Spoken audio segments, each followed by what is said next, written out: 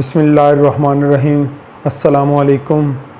آپ سب لوگوں کو رمضان المبارک کی دوسری سحر بہت بہت مبارک ہو۔ اللہ پاک ہمیں روزہ رکھنے کی توفیق عطا فرمائے۔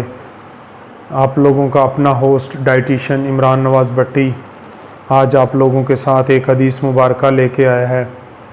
صحیح بخاری سے حدیث ہے، حضور اکرم صلی اللہ علیہ وآلہ وسلم نے فرمایا، سحری کھاؤ کیونکہ سحری کھانے میں برکت ہے۔ تو آپ صلی اللہ علیہ وسلم کی حدیث مبارکہ کو بھی لے کے ظاہر ہے ہم نے روزہ بھی رکھنا ہوتا ہے، تو ہم جو ہے نا اس چیز پہ عمل کریں گے انشاءاللہ عز و جل۔ سحری کھانے کے حوالے سے آپ لوگوں کے ساتھ ایک آج کی ہیلدی ٹپ بھی شیئر کرتا جاؤں کہ جس طرح ہم اس چیز کا شکار ہوتے ہیں کہ سٹارٹ ہوتا ہے روزہ رکھنا، ہم سٹارٹ کرتے ہیں، سحری کھانا ہم سٹارٹ کرتے ہیں، ہم کہتے ہیں کہ جتنا پانی پی سکتے ہیں نا اتنا پانی پئیں، مطلب ایسے جیسے ہم سٹور کرنے جا رہے ہوں، جیسے پانی ہماری باڈی میں سٹور رہے گا، تو اتنا پانی پینا بالکل کسی طرح بھی جو ہے نا وہ ہیلدی ہیبٹ میں نہیں آتا، پانی کا زیادہ استعمال کرنا۔ دوسری سب سے بڑی بات، جب ہم کھانا کھاتے ہیں تو ہم کھانا سٹارٹ کرتے ہیں، سحری سٹارٹ کرتے ہیں تو ہم بہت زیادہ کھانا جو ہے نا وہ کھا لیتے ہیں، تو بہت زیادہ کھانا کھانا بھی کسی طرح بھی نہ تو وہ ہماری باڈی میں اس طرح سٹور رہتا ہے اور نہ اس کا کوئی فائدہ ہوتا ہے، ٹھیک ہے۔ یہ رمضان المبارک کے روزے سے کسی کی ڈیتھ نہیں ہوتی، ٹھیک ہے، تو بھوکا رہے انسان یہ جو 12-14 گھنٹے ہیں تو اس میں کسی طرح کا بھی کچھ نہیں ہے۔ جو لیٹسٹ ریسرچ ہے نیوٹریشن سائنس میں وہ یہ پروو کرتی ہے، ایون دو انگریز جو ہیں نان مسلم وہ پروو کرتے ہیں کہ وہ ڈیفرنٹ پیشنٹس کو فاسٹنگ کرواتے ہیں، مطلب ان کے ڈائٹ پلانز ایسے ہوتے ہیں کہ وہ وہ کہتے ہیں کہ آپ ظاہر ہے وہ اس کو روزہ تو نہیں کہتے، لیکن کیونکہ وہ اس کو فاسٹ بولتے ہیں کہ یہ فاسٹنگ میں یہ کنڈیشن میں چلا جائے یہ پیشنٹ، تو وہ باقاعدہ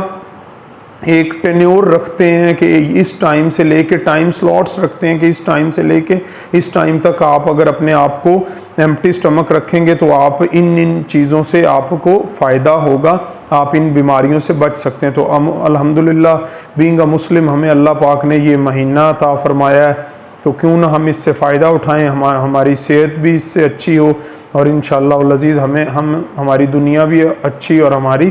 آخرت بھی اچھی ہو۔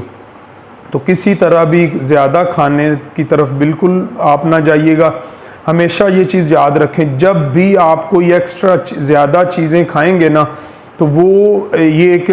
پروسیس ہے،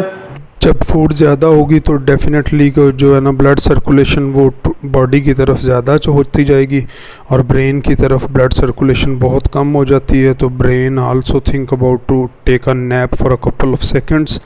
جس سے برین کی جو ہے نا پروگریس وہ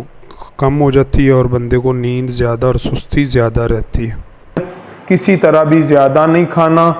بالکل پانی 2 سے 3 گلاس پانی آپ سحر کے ٹائم کے 1.5 گھنٹے میں، آپ اگر 3 بجے اٹھتے ہیں تو آپ کے پاس 1.5 گھنٹہ ہوتا ہے، تو آپ جو ہے نا وہ 3 گلاس پانی آرام سے پئیں، اس کے بعد کھانا کھائیں۔ کسی بھی آئلی چیز سے جو ہے نا وہ آپ لوگوں نے